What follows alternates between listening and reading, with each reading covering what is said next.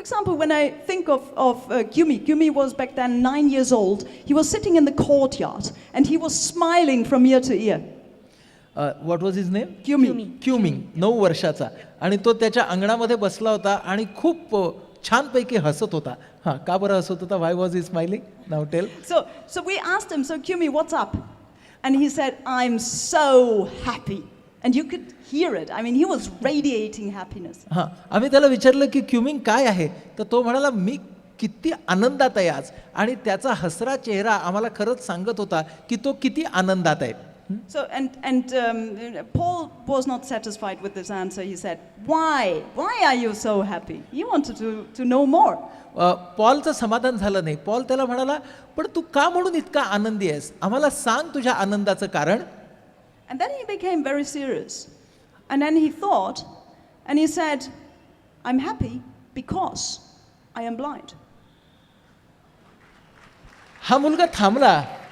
त्यानं विचार केला, तो गंभीर झाला आणि तो म्हणाला, मी आनंदात आहे कारण मी अंध आहे. So now, for sighted people, this is really absurd. How can a blind child say, I'm happy because I'm blind? But then when you ask this little boy, he can tell you, I am the only one in my family who can read and write.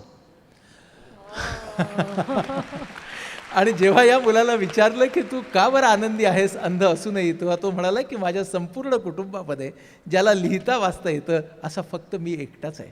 And I'm the only one in my village who can speak 3 languages fluently, Tibetan, Chinese and English. आणि माझ्या संपूर्ण खेड्यामध्ये मी एकच आहे की जो English, Tibetan आणि Chinese ह्या तिन्ही भाषा सफाईदारपणे बोलू शकतो. He says, I'm the only one in my region who can surf in the internet and who can write emails. मी माझ्या संपूर्ण भागामध्ये एकटाच असा आहे की जो इंटरनेटवरती जाऊ शकतो आणि ईमेल वाचू शकतो आणि करू शकतो. And this despite the fact, or maybe because of the fact, that I am blind. Tell us a little bit about the school and what are the activities, ongoing activities today, and how are these activities supported? So we had this big dream, and luckily we made it possible. We have now 5 projects in Tibet. One is the preparatory school, then we have a massage clinic for training people in massage. आता आमचे 5 project तिबेटमध्ये चालू आहेत. त्यामध्ये एक preparatory school म्हणजे एक शाळा आहे. त्यानंतर तिबेटिन मसाज शिकवण्याचं प्रशिक्षण केंद्र आहे. Then we have a Braille book production center where we print Tibetan Braille books, English and Chinese Braille books. Braille books तयार करण्याचं एक प्रकाशन आणि उत्पादन केंद्र आहे ज्यामधून ब्रेल बुक्स तयार होतात. We have a vocational training farm of 40 acres with ecological farming, agriculture. We have horse raising where blind people learn how to raise horses, and animal husbandry, cheese production and bio bakery and handicraft. 40 एकराचा त्यांचा कृषी उद्योग या संदर्भातले जे व्यवसाय आहेत त्या बाबतीतला त्यांचा फार्म आहे की ज्याच्यामध्ये घोड्यांचंही ब्रीडिंग होतं, त्याच्यामध्ये पशुपालन होतं, त्यानंतर यामध्येच चीज मेकिंग होतं. तर अशी सगळे उद्योगधंदे कृषीच्या संदर्भातले या फार्मवरती या विद्यार्थ्यांना शिकवले जातात. बेकरी, बायो बेकरी ही त्याच्यामध्ये आहे. Yes. And one project which is very important for us is the proactive integration. So the children learn how to proactively integrate themselves into village schools, and they are doing very well. That is the 5th project. Yeah, that's the 5th project. 5वा त्यांचा project असा आहे की ज्यामध्ये या तऱ्हेच्या अंध विद्यार्थ्यांना तिकडे असलेल्या शालेय जीवनामध्ये पुन्हा समरस होण्यासाठी प्रशिक्षित करणं आणि वेगळ्या शाळेत जाण्यापेक्षा त्यांनी इतर मुलांच्या बरोबर शिक्षण घेऊन त्यांच्या बरोबरच शिक्षण पूर्ण करणं. So all of that is now, and this was our biggest wish, and everybody was telling us we are crazy. Everything is now run by the students of the 1st and 2nd generation, so by blind people themselves. हे सगळे project आता जे पहिल्या दुसऱ्या बॅचचे आमचे अंध विद्यार्थी होते तेच चालवत आहेत. त्यावेळेला आम्हाला लोकांनी वेड्यात काढलं होतं की अशा प्रकारे हे 5 प्रकल्प अंध लोकच चालवू शकतील. That's right. So I'm sure there have been a lot of success stories written in this school. Can you share some of your experiences with your students, their feedback, their development? So there was this little guy, Nobu, and he was 8 years old. And we asked him to dream. And he said, he's totally blind. And he said, I want to become a taxi driver. हा 8 वर्षाचा छोटासा मुलगा Nobel, आणि त्याला आम्ही विचारलं की तुझं स्वप्न काय आहे. पूर्ण अंध असलेले ह्या मुलाने उत्तर दिलं, मला टॅक्सी ड्रायव्हर व्हायचं आहे. So I had to bite my tongue because, of course, I didn't want him to tell what is possible and what is not possible. And now, 2 years later, he was 10 years old. We asked him again, so Nobo, what about your taxi driver dream? दोन वर्षांनी आम्ही पुन्हा एकदा नोबलला विचारलं की तुझ्या taxi driver बनण्याच्या स्वप्नाचं काय झालं. And by then he could speak English and Chinese, and he could even work on a computer, and he had a lot of confidence. And he said, I now understand I cannot become a taxi driver because I'm blind, but I can start and run a taxi company. 2 वर्षाच्या काळामध्ये Nobel फक्त भाषा शिकला नव्हता, तर तो कॉम्प्युटरसुद्धा शिकला होता आणि त्याच्यामध्ये एक आत्मविश्वास जागृत झाला होता. त्यामुळे जेव्हा त्याला परत हा प्रश्न विचारला गेला तेव्हा तो म्हणाला, हो मला आता कळलंय की मला टॅक्सी चालवता नक्की येणार नाही कारण मी अंध आहे, पण मला टॅक्सीची कंपनी मात्र निश्चितपणे चालवता येईल. So by the way, this boy now, he didn't run a taxi company, but he is running a restaurant. And he has employees, sighted employees, by the way, but he is organizing everything and he's doing very, very well. And he's a father of a kid. आणि हा मुलगा आज एक restaurant चालवतो. त्याच्याकडे अनेक दृष्टी असलेले लोक त्याच्याबरोबर काम करतात आणि आज त्याला सुद्धा एक मुलगा झालेला आहे. 2004 was very special for you and your students because you had an Himalayan expedition there. And there's Yes. a documentary made on this entire expedition. Can you share this whole experience with us? Yeah, the documentary is called Blind Sight. So blind and sight as one word. We heard about Eric Weinmeier. Eric Weinmeier is the first blind person who climbed Everest. Eric Weihenmayer बद्दल आम्ही ऐकलं होतं. तो जगातला पहिला अंध की ज्यानं एव्हरेस्टवरती आपलं पाऊल ठेवलं. And I wrote to him and I talked about our children and how they gained confidence. मी त्याच्याशी पत्रव्यवहार केला आणि त्याला सांगितलं की आमची मुलं कशा पद्धतीने स्वतःचा आत्मविश्वास परत मिळवत आहेत.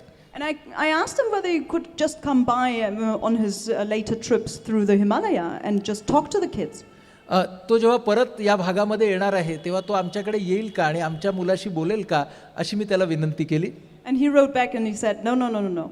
I don't want to just talk to the kids. I want to take them on a big adventure. तो म्हणाला की मला तुमच्याकडे येऊन फक्त तुमच्या मुलांशी बोलायचं नाहीये, तर मला त्यांना एका साहसी गिर्यारोहण मोहिमेवरती घेऊनच जायचं आहे. So we had to choose 6 of our students, and then we went on Lac Paris, which is a mountain around 7,100 meters or 21,000 feet. 23,000 feet. Yeah. तेव्हा 6 विद्यार्थी आणि स्वतः सेब्रिये हे त्याच्याबरोबर 23,000 फुटाच्या शिखरावरची गिर्यारोहण मोहीम करून आले. Then of course people asked us, so why do you take children up there? Why do you put them in such a danger? I mean, first of all, they were not children, they were teenagers.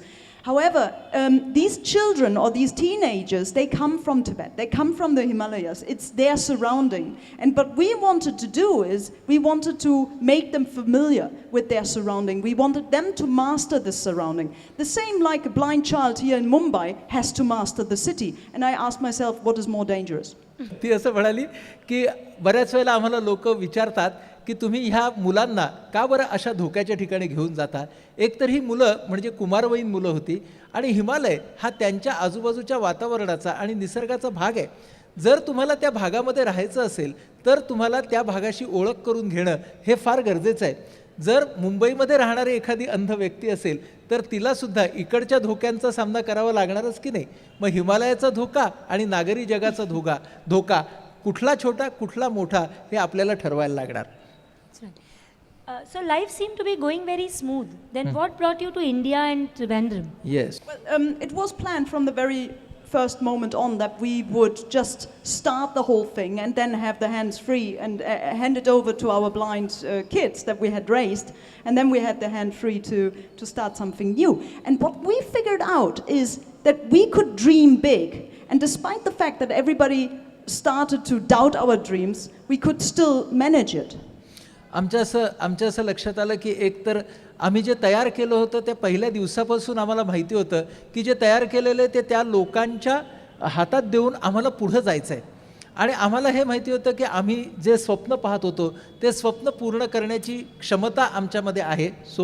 So seeing also the children succeeding in their dreams, we thought, why not creating a global dream factory or a global dream sanctuary, you know, for people who have big dreams, social dreams, who want to create, who want to make the world a little bit of a better place, who want to, who have big social visions and who come together, exchange these dreams, and who learn from international experts and international catalysts how to realize these dreams.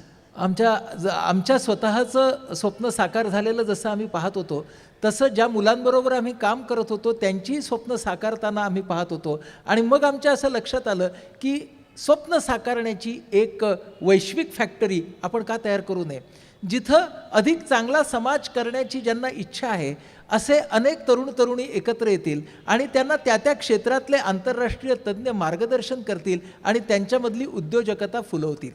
And since it's a global dream factory, it should be somewhere central in the world.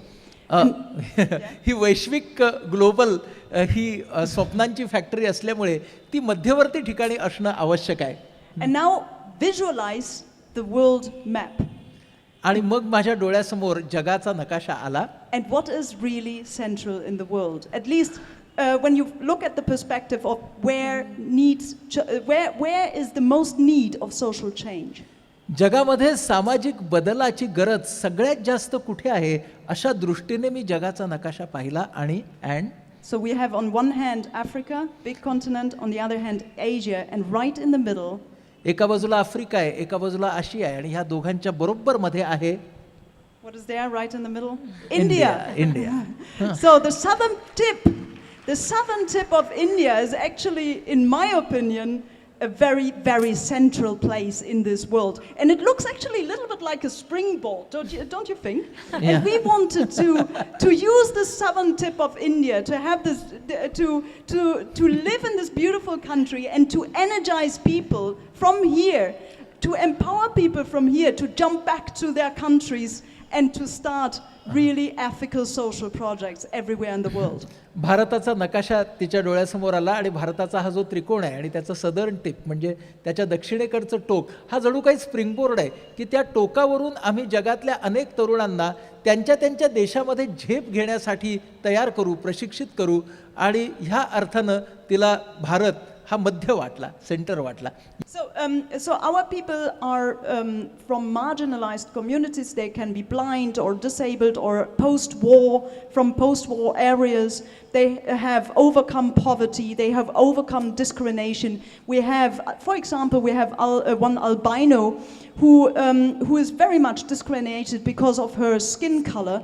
And in East Africa, they even try to kill albinos because they think that the body parts bring luck to politicians. So she is fighting against this, and she is creating a big movement against these killings of albinos.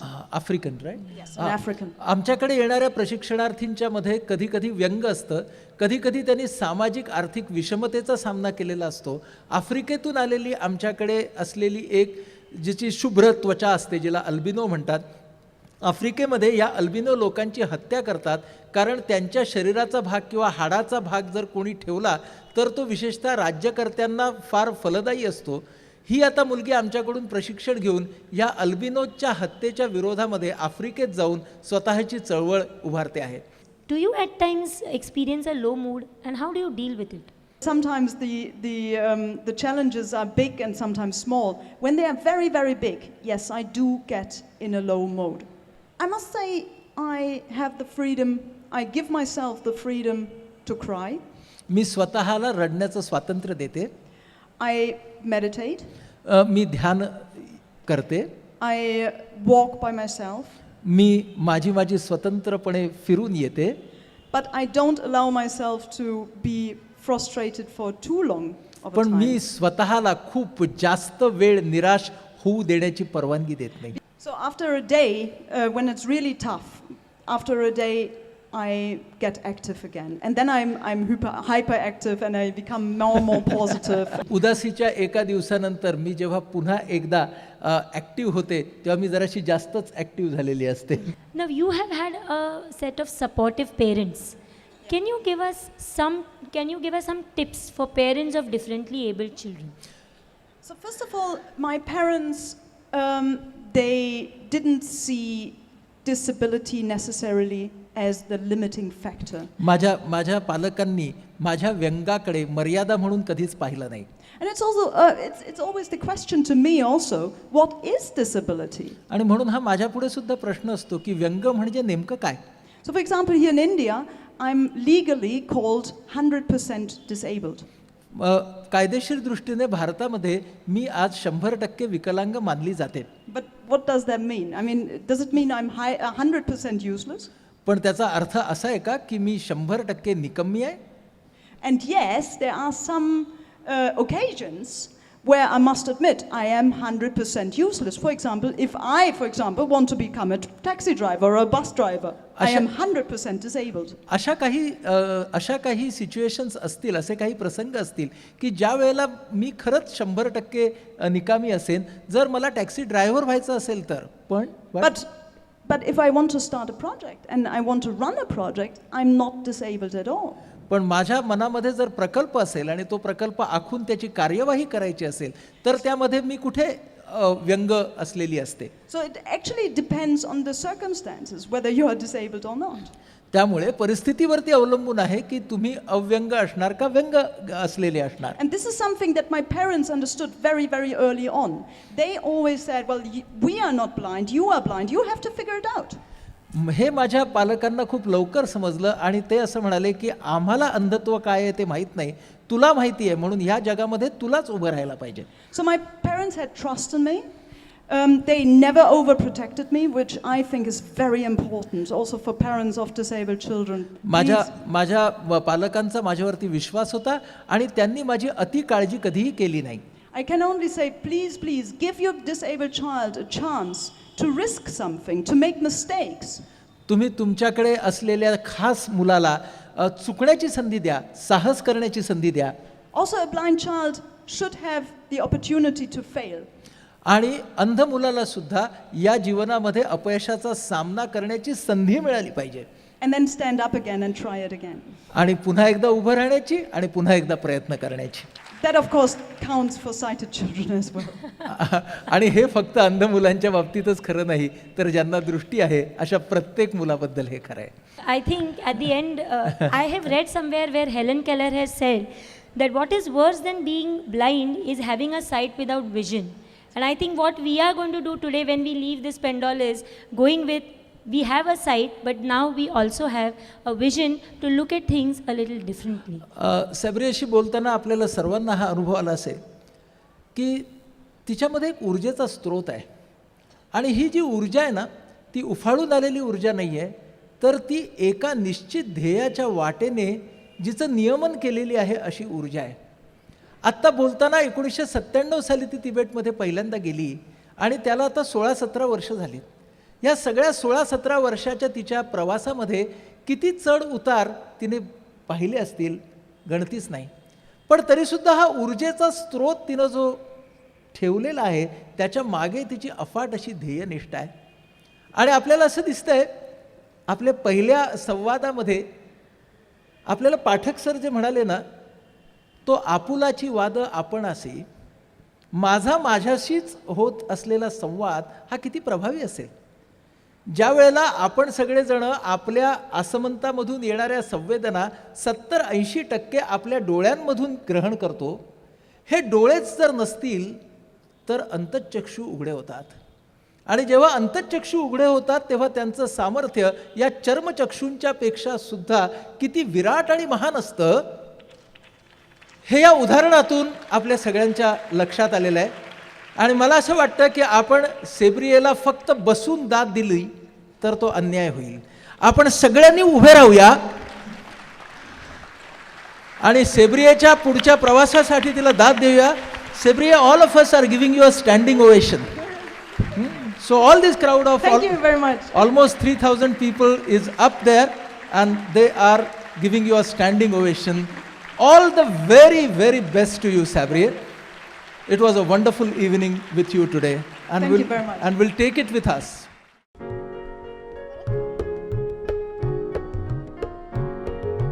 टप टप थेंबे भरते घागर लाटांनी हा सजतो सागर टप टप थेंबे भरते घागर लाटांनी हा सजतो सागर एक बद्ध तर एक थांग नाते ह्यातील तू मज सांग एक बद्ध तर एक थांग नाते ह्यातील तू मज सांग टप टप थेंबे भरते घागर लाटांनी हा सजतो सागर टप टप थेंबे भरते घागर लाटांनी हा सजतो सागर असीम ऊर्जा म्हणजे सागर देहभोवती रचतो घागर असीम ऊर्जा म्हणजे सागर देहभोवती रचतो घागर जन्म मृत्यूचे पालन ताडन कर्तृत्वाला मध्येच अंगण जन्म मृत्यूचे पालन ताड कर्तृत्वाला मध्येच अंगण एक घडा जरी दिसे लहान अनेक मिळूनी होती महान एक घडा जरी दिसे लहान अनेक मिळूनी होती महान एक बद्ध तर